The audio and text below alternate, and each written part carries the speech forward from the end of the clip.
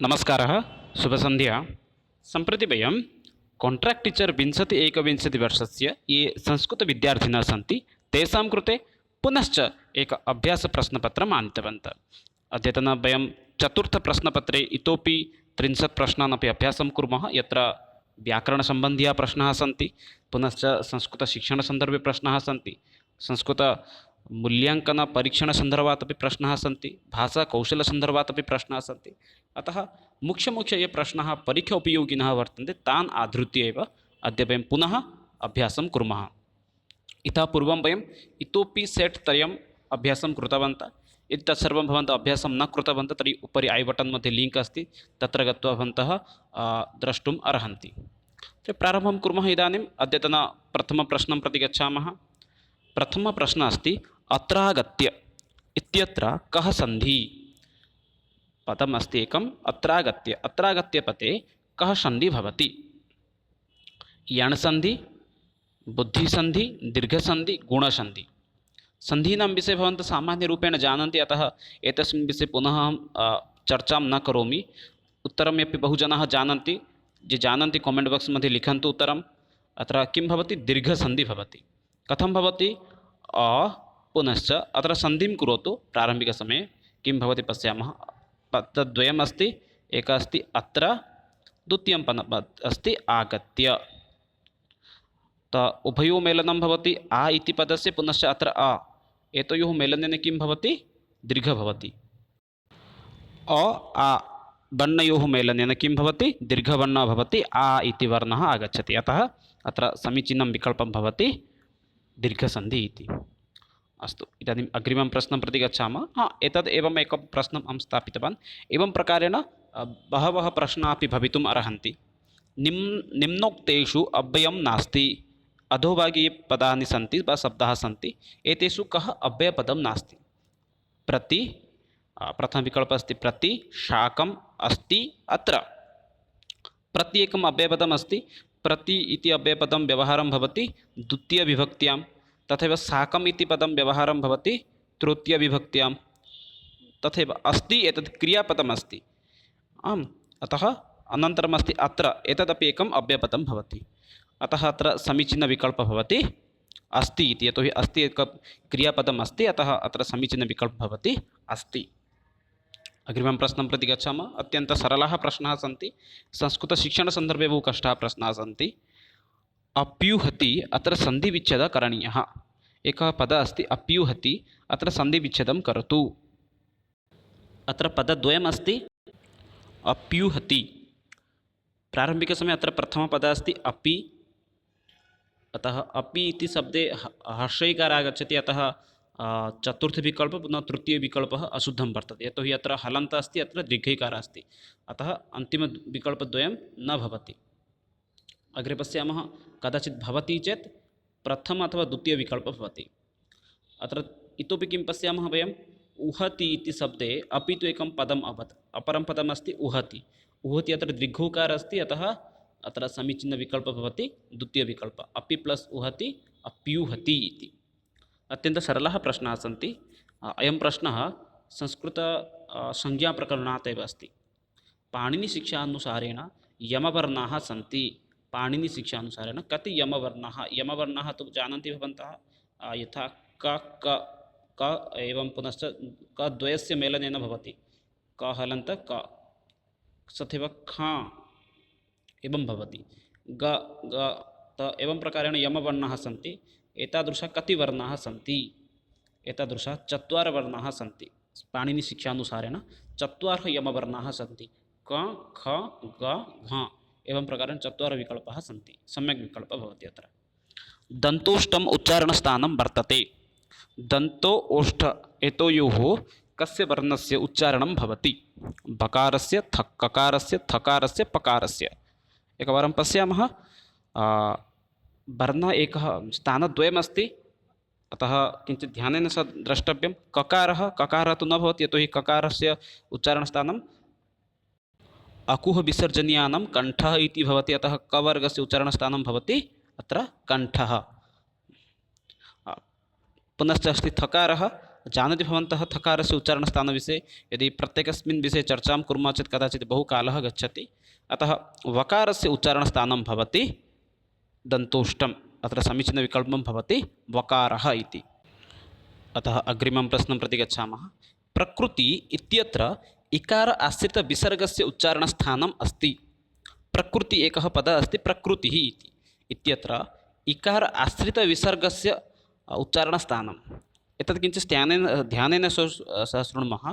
किं भवति, यदा विसर्गस्य उच्चारणस्थानं भवति कण्ठ, अकुह विसर्जनीयानां कण्ठ इति सूत्रानुसारं विसर्गस्य उच्चारणस्थानं भवति कण्ठ। किन्तु यदा विसर्गस्य प्रयोगः नूतनपदेन सह भवति, यथा कस्यचित् स्वरवर्णेन सह भवति, यथा अत्र व्यवहारम् अस्ति तिः परमेव अस्ति विसर्गस्य प्रयोगः। तिः इति वर्णात् परमेव विसर्गः अस्ति। अतः अत्र किं भवति, इ अनुसारम् एव विसर्गस्य उच्चारणं भवति। प्रत्येकः पदः अनुस्वारः अपि भवतु, स्वरवर्णात् परं यः आगच्छति तदनुगुणं तस्य उच्चारणस्थानं भवति। अतः प्रकृति इति शब्दे अत्र इकार आश्रित विसर्गवर्णस्य स्थानं किम्? अतः अस्माकम् अत्र किं द्रष्टव्यम्, इकारवर्णस्य उच्चारणस्थानं किं प्रारम्भिकसमये अस्माकं द्रष्टव्यम्। अनन्तरं विसर्गस्य उच्चारणस्थानं स्वयमेव आगच्छति। इ वर्णस्य उच्चारणस्थानं भवन्तः सर्वे कुत्र जानन्ति? सूत्रमस्ति इकुयशानां तालुः इति। अर्थात् इ वर्णात् परं विसर्गः अत्र आगच्छति, अतः एतस्य उच्चारणस्थानं भवति तालुः इति। भवन्तः स्वयमपि स्वस्य प्रश्नपत्रस्य अपि मूल्याङ्कनं कर्तुम् अर्हन्ति। भवन्तः स्वयमपि ज्ञातुं पारयन्ति भवन्तः कियत् अङ्कान् आनयन्ति इति। अग्रिमः प्रश्नः अस्ति सम्प्रेषणं नाम किं? सम्प्रेषणम् इति शब्दस्य अर्थं सम्प्रेषणं नाम किम्? अभिव्यक्ति, ग्रहणं, विचारविनिमयं, श्रवणम् इति। प्रारम्भिकसमये सम्प्रेषणम् इत्युक्ते किं जानीमः, अनन्तरं विकल्पानां विषये अपि चर्चां कुर्मः। सम्प्रेषणम् अर्थात् विषयस्य अन्यत्र प्रेषयम्। अहं यत् जानामि तदेव अत्र सम्प्रेषणं करोमि। मम सविधे यत् ज्ञानम् अस्ति तदेव ज्ञानम् अहं यूट्यूब् द्वारा सम्प्रेषणं करोमि। अर्थात् मम मनसि यत् चिन्तनम् अस्ति तत् चिन्तनम् अन्येषां कृते ददामि इति। एवमस्ति सम्प्रेषणशब्दस्य अर्थः। सम्प्रेषणं नाम सरलभाषया अपि वदामि, ज्ञानप्रदानम् इत्यपि चिन्तयन्तु, विषयप्रदानम् इति। अभिव्यक्ति अर्थात् केवलं वक्तव्यं, यत् अहं जानामि तदेव वदामि, तद् अभिव्यक्तिः भवति। ग्रहणम् अर्थात् विषयग्रहणं भवति। विचारविनिमयः अर्थात् विचारयोः एव आदानप्रदानं भवति। श्रवणम् अर्थात् केवलं ग्रहणमेव, अतः ग्रहणं श्रवणं न भवति। कदाचित् अभिव्यक्ति पुनश्च विचारविनिमयः इति एव कदाचित् तत्र एव भवति, किन्तु अत्र सम्यक् उत्तरं भवति विचारविनिमयः इति। विचारविनिमयः अर्थात् अहं यत् जानामि, मम सविधे यत् ज्ञानम् अस्ति तदेव अहम् अत्र स्थापयामि, अतः विचारविनिमयः इति एव अत्र शुद्धं भवति। सम्प्रेषणं नाम विचार अभिव्यक्ति अथवा विचारविनिमयः इति। केवलम् अभिव्यक्ति न भवति, सम्प्रेषणं नाम विचार अभिव्यक्ति अथवा विचारविनिमयः एव भवति। विचाराणां प्रदानम् इति। प्रगतिपत्रप्रेषणेन किं भवति? सरलः प्रश्नः, मूल्याङ्कनसन्दर्भात् एव अस्ति। यदा वयं छात्राणां कृते प्रगतिपत्रं दद्मः, प्रगतिपत्रप्रेषणेन कः लाभः भवति? विद्यालयस्य कीर्तिः वर्धते, अथवा शिक्षकस्य उत्तरदायित्वं वर्धते, छात्रः बिभ्यति, पितरि सन्तुष्टः स्यात्। किञ्चित् चिन्तनीयं। प्रगतिपत्रम् अर्थात् प्रोग्रेस् कार्ड् यद् भवति, वार्षिकप्रगतिपत्रम् अर्थात् आवर्षस्य यत् प्रगतिपत्रं भवति, प्रोग्रेस् कार्ड् भवति, तद् वयं किमर्थं दद्मः? विद्यालयस्य नाम अधिकं भवतु इति तदर्थं वा? शिक्षकस्य उत्तरदायित्वं वर्धनं भवतु तदर्थं? छात्राः किञ्चित् प्रगतिपत्रं स्वीकृत्य भयं कुर्वन्ति तदर्थं दद्मः? अथवा ये पितरि सन्ति, पिता माता सन्ति, ते सन्तुष्टाः भवन्ति तदर्थं दद्मः? उत्तरं ये जानन्ति ते कामेण्ट् बाक्स् मध्ये लिखितुम् अर्हन्ति। शिक्षकस्य उत्तरदायित्वं वर्धते। प्रगतिपत्रप्रेषणेन शिक्षकस्य उत्तरदायित्वं वर्तते। शिक्षकः किं करोति? नहि, इतोपि छात्रस्य मूल्याङ्कनं कथं कुर्मः, इतोपि छात्रः कथम् अधिकं पाठं पठिष्यति, तदर्थमेव किं कुर्मः वयं? प्रगतिपत्रं दद्मः। प्रगतिपत्रं छात्रः नीत्वा पश्यति, स्वस्य वर्षस्य मूल्याङ्कनं पश्यति। अनन्तरं किं भवति? शिक्षकः इतोपि किञ्चित् उत्तरदायित्वं स्वीकरोति। कथम् इतोपि छात्रस्य ज्ञानं वयं वर्धनं कारयामः, तदर्थं सः चिन्तयति। अतः प्रगतिपत्रं वयं शिक्षकस्य उत्तरदायित्वं वर्धनाय एव प्रदानं भवति। समानार्थकशब्दानां प्रयोगः क्रियते। समानार्थानां शब्दानां प्रयोगः कुत्र भवति? छायानुवादे, तथ्यानुवादे, अक्षरश अनुवादे, दे इत्यत्र विलुप्तः जातः कोऽपि न। अयं प्रश्नः अनुवादसन्दर्भात् एव अस्ति। अनुवादपद्धतिः यदस्ति व्याकरणभण्डारकर अनुवादपद्धतिः एव एषः अंशः अस्ति। अनुवादः कति विधः इति अत्र प्रश्नः प्रारम्भिकसमये अस्ति। प्रारम्भिकसमये वयं जानीमः अनुवादः कति विधः। सामान्यतः अनुवादः त्रिविधः भवति, यथा वर्णानुवादः पुनश्च अक्षरानुवादः। किञ्चित् भवन्तः सर्वे तदपि लिखन्तु नोट्बुक् मध्ये। सम्भवति चेत् अहं PDF अपि एतस्यापि अहं समूहे स्थापयिष्यामि। अनुवादः मुख्यतः त्रिविधः, वर्णानुवादः अथवा अक्षरानुवादः इति एकः। अग्रे अस्ति भाषानुवादः अथवा छायानुवादः। द्वितीयः अस्ति भाषानुवादः अथवा छायानुवादः। तृतीयं वर्तते तथ्यानुवादः इति। अत्र प्रश्नः अस्ति समान अर्थकशब्दानां प्रयोगः क्रियते। एकं वयम् उत्कलभाषायाः पुस्तकं संस्कृतेन रचनां कुर्मः।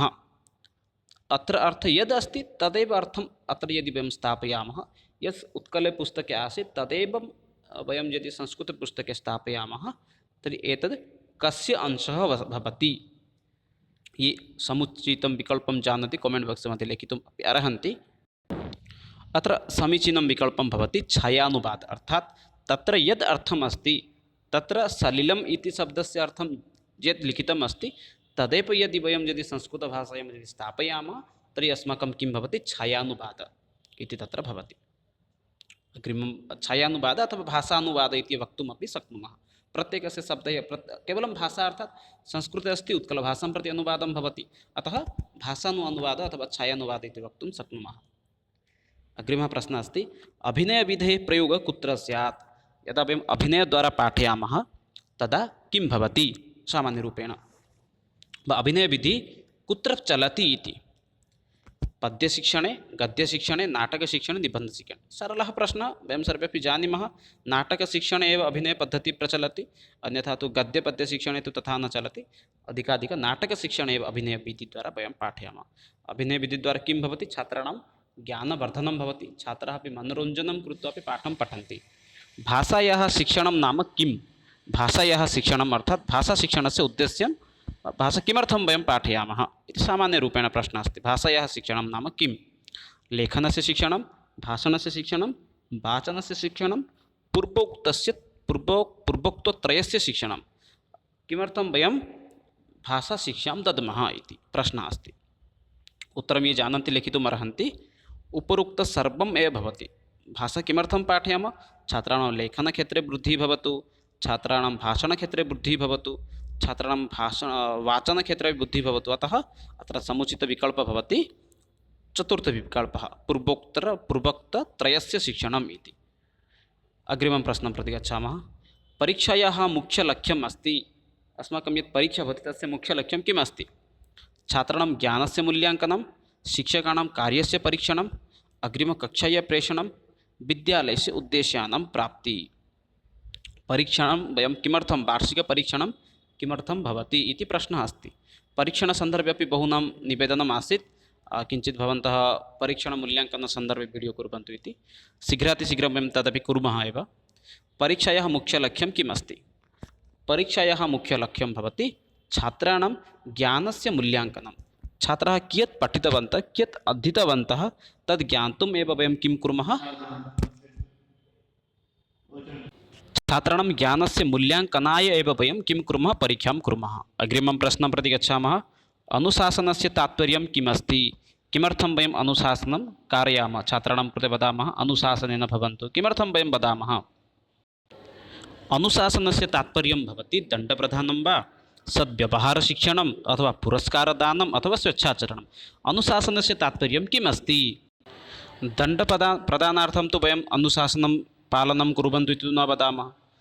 किमर्थं वदामः, सद्व्यवहारशिक्षणार्थं, कथं सम्यक् रूपेण व्यवहारं करिष्यन्ति, कथम् आचरणं करिष्यन्ति, तदर्थं वयम् अनुशासनशिक्षणं दद्मः। अतः अनुशासनस्य तात्पर्यं भवति सद्व्यवहारशिक्षणम् इति। अग्रिमः प्रश्नः। विद्यालयस्य हृदयं भवति। यद् अस्माकं विद्यालयः अस्ति तस्य हृदयं किम् अस्ति। अध्यापककक्षः अर्थात् यद् अस्माकं टीचर् कामन् रूम् भवति तदस्ति वा, कक्षाप्रकोष्ठः, यत् कक्षा क्लास्रूम् वर्तते तद् वा। तृतीयविकल्पः अस्ति क्रीडाङ्गनं, यत्र अस्माकं क्रीडा चलति प्रान्तः तद् वा, अथवा ग्रन्थालयः वा पुस्तकालयः। सम्यक् उत्तरं तु प्रायः जानन्ति इति चिन्तयामि, तथापि एतस्य उत्तरम् अत्र वदामि अहं। विद्यालयस्य हृदयं भवति कक्षाप्रकोष्ठः। अर्थात् यत्र छात्राणां निर्माणं भवति सः प्रकोष्ठः एव विद्यालयस्य हृदयं भवति। यत्र यस्मिन् विद्यालये शिक्षकाणां कृते कामन् रूम् भवतु अथवा न भवतु, तत्र यदि कक्षाप्रकोष्ठः सम्यक् अस्ति चेत् छात्राः तत्र उत्तमरूपेण आगच्छन्ति, उत्तमः छात्राः तस्मात् विद्यालयात् आगच्छन्ति। अतः कक्षाप्रकोष्ठः यदि अस्माकं सम्यक् अस्ति, तत्र यदि अस्माकं व्यवस्था सुचारुरूपेण चलति तर्हि तदेव अस्माकं विद्यालयस्य हृदयं भवति। मुख्यकेन्द्रबिन्दुः तदेव अस्ति। व्याकरणशिक्षणस्य सर्वोत्तमः कः विधिः, क्षम्यताम्, अत्र का विधिः भवति, अत्र किञ्चु अकस्मात् का सर्वोत्तमा का विधिः इति भवति। व्याकरणशिक्षणस्य सर्वोत्तमा का विधिः वर्तते? आगमननिगमनविधिः, सूत्रव्याख्याविधिः, निगमनविनिमयनविधिः अथवा शिक्षणविधिः। व्याकरणं पाठनाय सर्वोत्तमा विधिः का इति प्रश्नः अस्ति।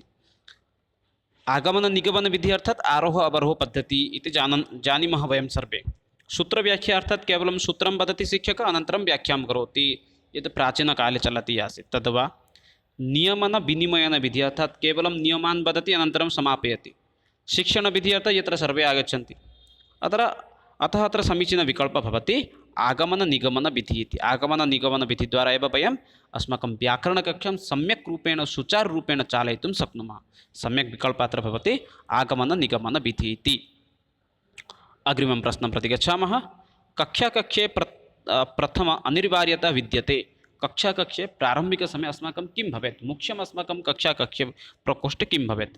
पाठ्यपुस्तकं, श्यामपट्टस्य, मानचित्रस्य, दूरदर्शनस्य। अस्माकं कक्षायां मुख्यतः किं भवेत्?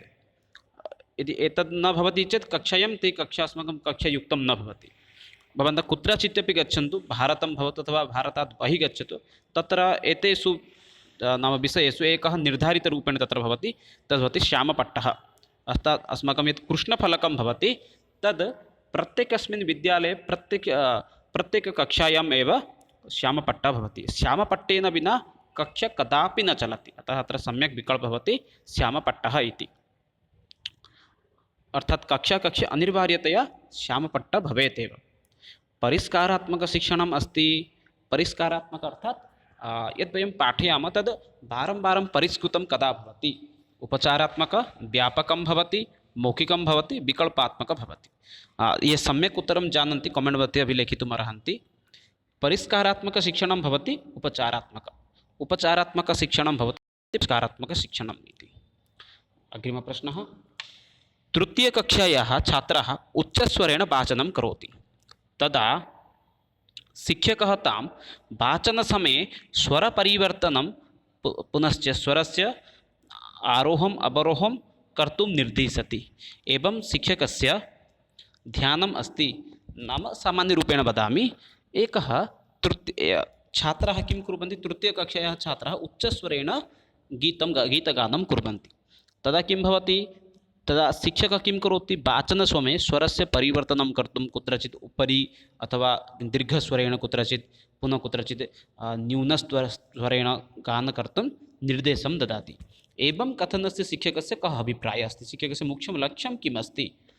उच्चारणे तेषां ज्ञानं भवतु, भावग्रहणं निमित्तं तेषां लक्ष्यम् अस्ति, अथवा अभ्यासाय अथवा स्वरशैल्यां। सामान्यरूपेण यदा छात्राः तृतीयकक्षायाः छात्राः गीतगानं कुर्वन्ति, ते तु कदापि गीतस्य अतः तत्र शिक्षकस्य मुख्यलक्ष्यं भवति स्वरशैल्यां। कथं ते इतोपि स्वरेण गानं करिष्यन्ति, अतः शिक्षकः किं करोति? दीर्घस्वरेण अथवा न्यूनस्वरेण गानाय निर्दिशति। अतः अत्र सम्यक् विकल्पः भवति स्वरशैल्यां। यदा कश्चन स्वरेण पठति तदा किं भवति? तद् बहुदिनपर्यन्तं तस्य स्मरणे भवति। अतः अत्र सम्यक् विकल्पः अस्ति स्वरशैल्याम्। अग्रिमप्रश्नः अस्ति। रचनात्मकमूल्याङ्कनम् अस्ति। यत् रचनात्मकमूल्याङ्कनं भवति तत् कस्य अन्तर्भुक्तः अस्ति?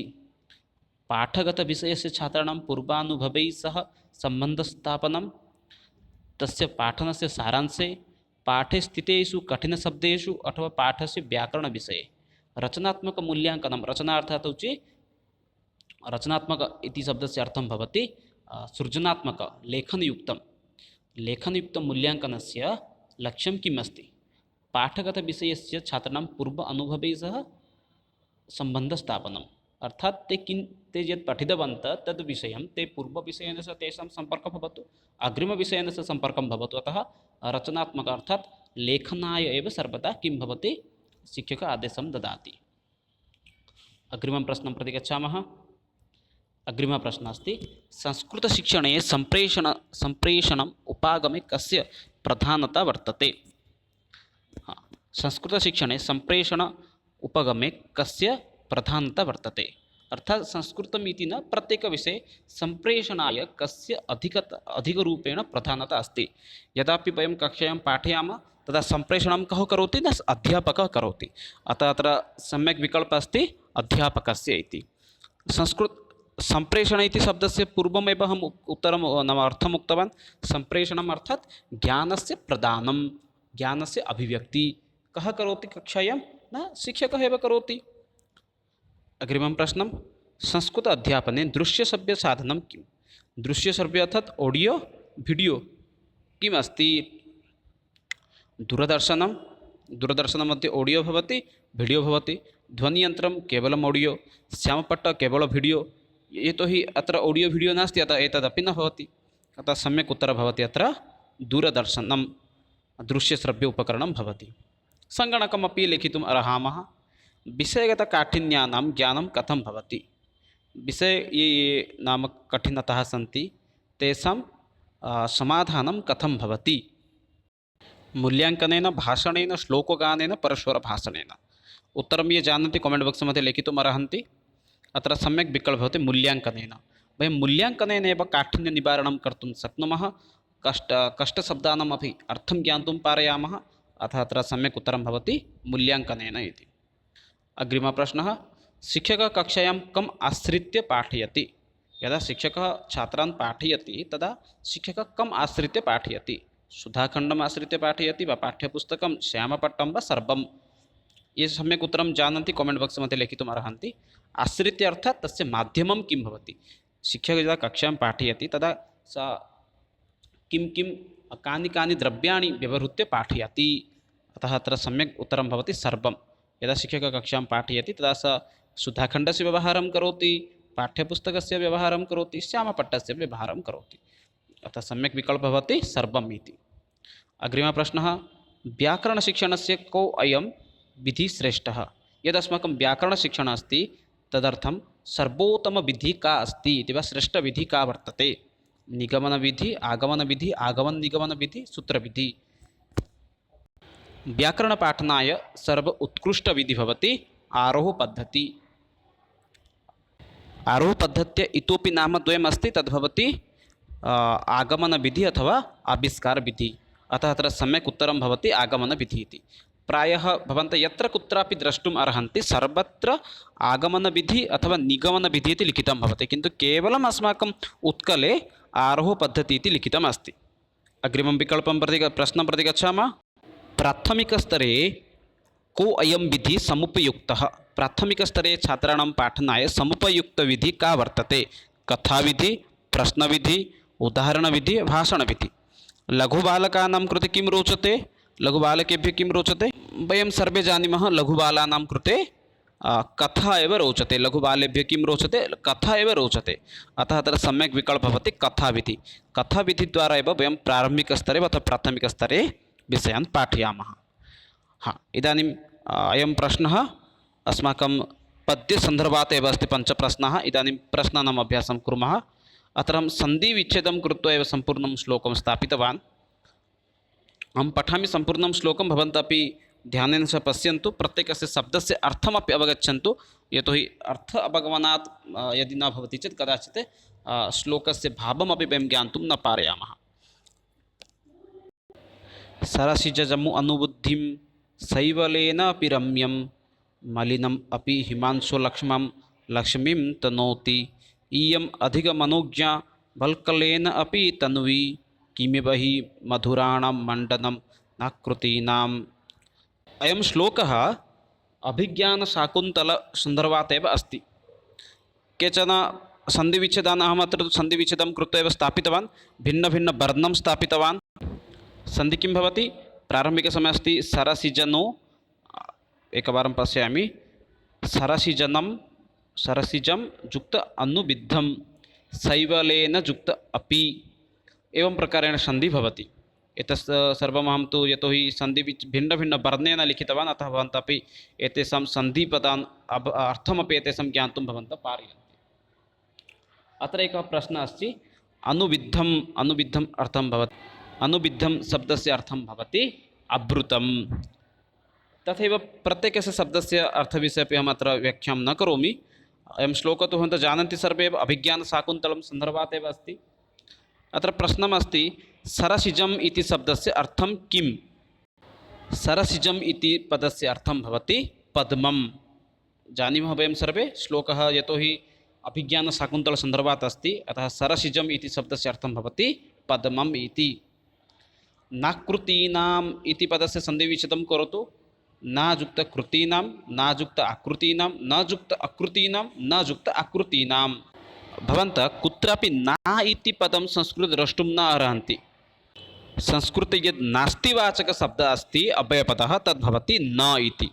अतः तृतीय अथवा चतुर्थ विकल्प एव अत्र सम्यक् भवितुम् अर्हन्ति, बि अथवा डी। अतः एतयोः मध्ये कः सम्यक् अस्ति एतदपि एकवारं पश्यामः। न जुक्त अकृतीनाम् इति, अकृति इति पदः नास्ति एव। अकृति इति पदस्य अर्थमेव नास्ति, अतः अत्र समीचीनं विकल्पः भवति आकृतीनाम् इति। आकृतिं न जुक्त आकृतीनां, नाकृतीनाम्। अग्रिमं प्रश्नं प्रति गच्छामः।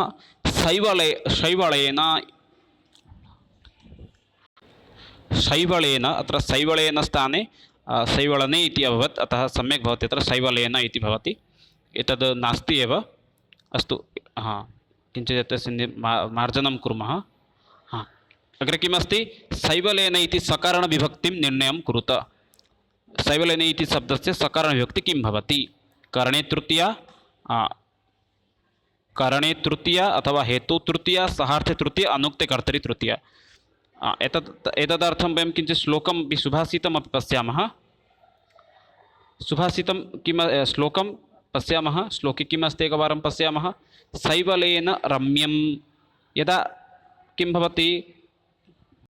यदा अस्माकं वाक्यं कर्मवाच्ये भवति तदा किं भवति? अनुक्ते कर्तरि तृतीया, अथवा तदा वाक्यम् अस्माकं किं भवति? कर्मणि एव भवति। यदा वाक्यं कर्मवाच्ये भवति तदा किं भवति? उक्ते कर्मणि प्रथमा एव भवति। तदा किं भवति? कर्तापदं किं भवति? तृतीयविभक्त्यायां भवति। अतः तदनुगुणम् अस्माकम् अत्र सम्यक् उत्तरं भवति अनुक्ते कर्तरि तृतीया इति। अग्रिमं प्रश्नं प्रति गच्छामः। हिमांशोः सविग्रहं समासं नाम लिखत। हिमांशु यत् पदमस्ति तस्य सविग्रहम् अर्थात् विग्रहवाक्यं पुनश्च समासं द्वयं लिखन्तु इति वदति। अत्र हिमः अंशवः यस्य तस्य, हिमस्य अंशवः यस्य तस्य, हिमः अंशति इति तस्य, पुनश्च हिमे अंशु तस्य। सम्यक् उत्तरं ये जानन्ति कामेण्ट् बाक्स् मध्ये लिखितुम् अर्हन्ति। अत्र सम्यक् उत्तरमस्ति हिमः अंशवः यस्य तस्य, हिमांशुः इति। बहुव्रीहिसमासः भवति अत्र। अग्रिमः तथा अन्तिमः प्रश्नः एव अत्र प्रश्नः अस्ति अनुविद्धं प्रकृतिप्रत्ययं च लिखत। प्रश्नः अस्ति अनुविद्धम् इति पदस्य प्रकृतिप्रत्ययं लिखतु। अनुविधयुक्तत, अनुविधयुक्तध, अनुव्यधयुक्तत, अनुविधयुक्तत। उत्तरं ये जानन्ति कामेण्ट् बाक्स् मध्ये लिखितुम् अर्हन्ति। सम्यक् उत्तरं किम् अस्ति? सर्वे जानन्ति एव, अनु उपसर्ग सर्वत्र अस्ति, अतः चत्वारि विकल्प शुद्धम् इति सर्वे तु जानन्ति एव। अतः अत्र सम्यक् उत्तरं किम् अस्ति पश्यामः वयम्। अनन्तरं किम् अस्ति? विद् धातुः अस्ति। किम् अस्ति अत्र? समानः एव उपसर्ग वर्तते, किन्तु अनन्तरं किम् अस्ति? धातु किम् अस्ति द्रष्टव्यं। विद् धातु न भवति। विद् धातु हलन्त नास्ति, अतः एतदपि अशुद्धम् अस्ति। अतः अत्र सम्यक् उत्तरं भवति अनुव्यधयुक्तत, अर्थात् व्यध् धातु अत्र भवति। अनन्तरं त प्रत्ययस्य प्रयोगे अनुविद्धम् इति पदस्य निष्पन्नः भवति। एते एव केचन अत्यन्तपरीक्षोपयोगिनः अर्थात् अभ्यासाय एव प्रश्नाः अद्य आसन्। पुनश्च वयम् अग्रिमदिवसे मिलामः। तावत्पर्यन्तं विरमामि। जयतु संस्कृतं, जयतु भारतं, वन्दे मातरं। धन्यवादः।